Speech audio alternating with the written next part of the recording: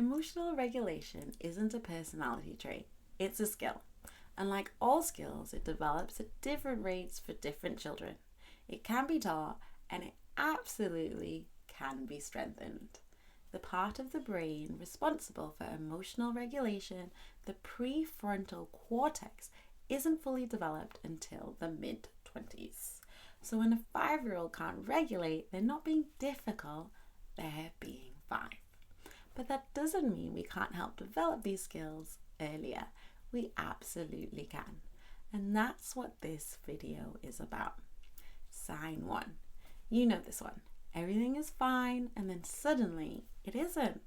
And the response seems to be completely out of proportion to what happened.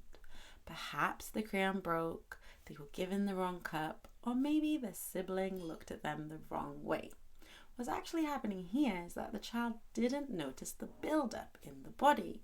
The frustration was accumulating physically, tight muscles, shallow breathing, a raising heart rate, and they weren't reading those body signals. So by the time the emotion has surfaced, it's already peaked.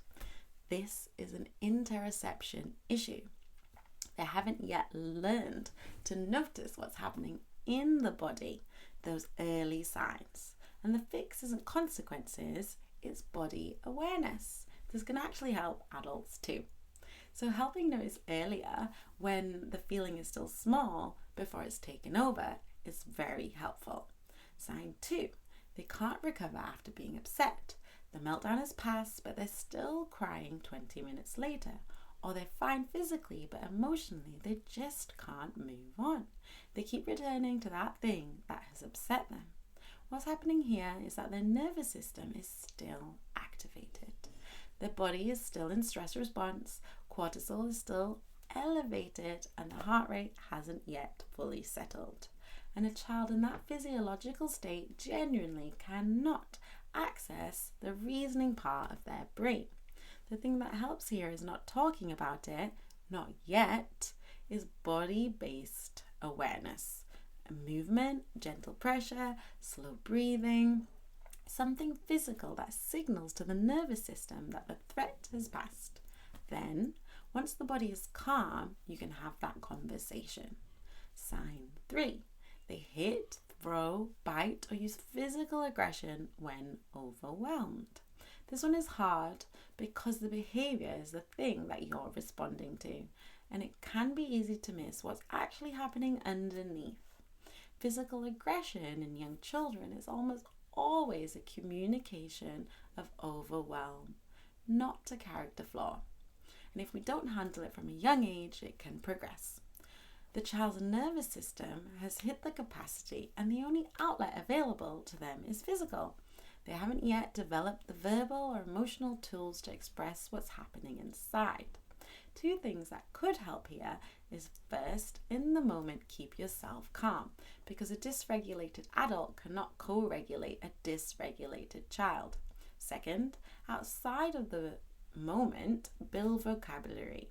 So give them language for physical sensations before they need it. So in those moments, they have something to reach for.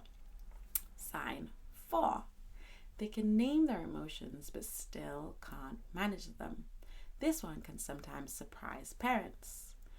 They know what angry means, they know that they are angry, but they can't seem to stop. Because naming an emotion and being able to regulate it are completely different skills.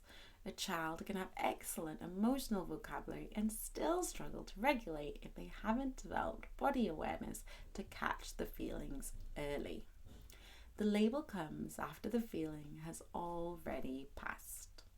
What they need is the ability to notice the feeling while it's still small in the body before it has a name.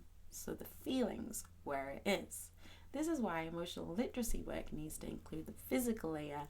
Where does the feeling live? What does it feel like? What does my body do when this emotion shows up?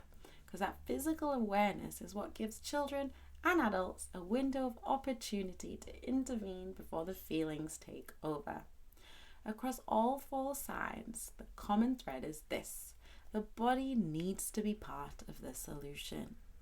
So practically learn one breathing technique together and practice it when you're both in a calm state, not in the middle of a meltdown. Read stories that name physical sensations connected to emotions.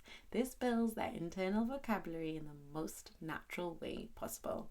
And ask, where do you feel that in your body? As often as you ask, how do you feel? That one shift makes a significant difference over time. Everything I make is designed to support self-regulation. My SEL picture books, Ziggy Finds His Zest, Shimmer Finds Her Glow, Luna's Anxiety Toolkit, all name physical sensations deliberately on every page because I want children to build that internal map through stories before they need it in real life. The link to all of them is in the description below, along with free activities if you want to start there. If this video was helpful, please share it with another parent or a teacher who needs it. Subscribe for more as I talk about emotional regulation, interoception, phonics, maths, science, and early learning here on Tales for Little Learners. Thank you so much for watching, and I'll see you in the next one.